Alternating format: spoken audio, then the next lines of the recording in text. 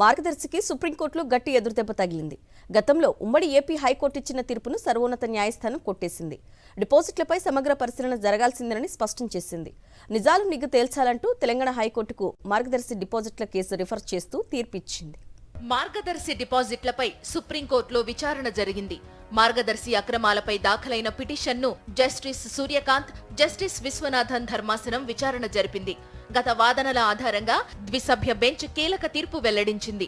2-3 నెలల్లో డిపాజిట్లపై సమగ్ర పరిశీలన జరగాలని స్పష్టం చేసింది. పబ్లిక్ నోటీసు ఇచ్చి ఇంకా ఎవరైనా డిపాజిటర్లకు డబ్బులు తిరిగి ఇవ్వాలా అనేది తెలుసుకోవాలని కోరింది. ఇందుకోసం హైకోర్టు మాజీ జడ్జిని నియమించాలని ఆదేశించింది.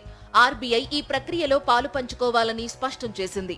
ఏపీలో కూడా డిపాజిటర్లు ఉన్నారు కాబట్టే విచారణకు అనుమతి ఇచ్చామని సుప్రీంకోర్టు తెలిపింది.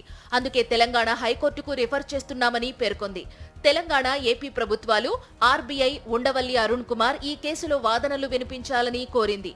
6 నెలల్లో ఈ కేసు విచారణను తెలంగాణ హైకోర్టు పూర్తి చేయాలని సుప్రీం ఆదేశాలిచ్చింది.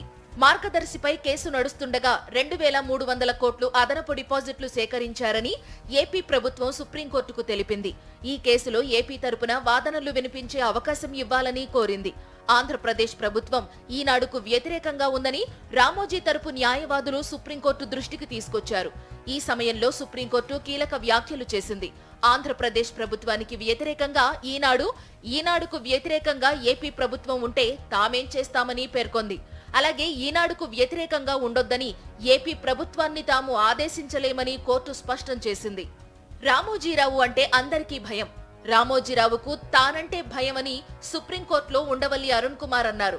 తన 17 ఏళ్ల న్యాయ పోరాటం ఫలించడంపై ఉండవల్లి సంతోషం వ్యక్తం చేశారు. సుప్రీంకోర్టు తీర్పుతో తమ వాదన నిజమని తేలిందన్నారు.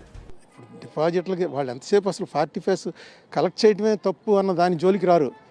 మేము తీసుకున్నాం ఇచ్చేసాం ఇంకేముంది క్రైము? అసలు కలెక్ట్ చేయడమే క్రైము. తర్వాత కోర్టు ఇంకోటి ఏమన్నారంటే మీరు ఇచ్చేసామన్నారు. ఎలా సరిపోతుంది? ఓపెన్గా ఒక డిక్లరేషన్ ఇవ్వాలి, మీరు ఒక అడ్వర్టైజ్మెంట్ ఇవ్వాలి, ఎవరన్నా ఉంటే అభ్యంతరాలు తెలియజేయండి అని. 2 అన్క్లెయిమ్ డిపాజిట్లు పబ్లిక్ నోటీస్ ఇవ్వకుండా ఎందుకు మీ దగ్గర పెట్టుకున్నారు?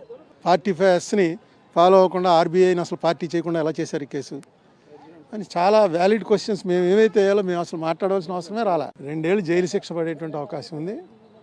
రెట్టింపు ఎంతైతే కలెక్ట్ చేశారో దానికి రెట్టింపు పెనాల్టీ కట్టాలి. అది యాక్ట్లో ఉంది. రిజర్వ్ బ్యాంక్ నిబంధనలు ఉల్లంఘిస్తూ 2006లో మార్గదర్శి 2,300 కోట్లు డిపాజిట్లను సేకరించిందని ఉండవల్లి అప్పట్లో ఓ పిటిషన్ దాఖలు చేశారు. దీనిపై అప్పటి ఏపీ ప్రభుత్వం ఓ ప్రత్యేక అధికారిని నియమించింది.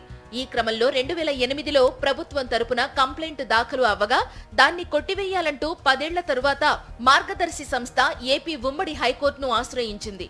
ఈ క్రమంలో 2018 డిసెంబర్ 31న మార్గదర్శిపై క్రిమినల్ కేసును కొట్టివేస్తూ హైకోర్టు తీర్పు ఇచ్చింది. ఈ కేసులో చట్టాన్ని తప్పుదోవ పట్టించి మార్గదర్శిపై క్రిమినల్ కేసు కొట్టివేశారని, ఆ తీర్పును సమీక్షించాలని కోరుతూ 2019లో సుప్రీంకోర్టులో స్పెషల్ లీవ్ పిటిషన్ దాఖలు చేశారు ఉండవల్లి. ఈ కేసులో ఏపీ, తెలంగాణ ప్రభుత్వాలను భాగస్వామ్యం చేయాలని తన పిటిషన్లో పేర్కొన్నారు. అప్పటి నుంచి ఈ పిటిషన్పై విచారణ కొనసాగుతోంది. తాజాగా తీర్పు వెలువడింది.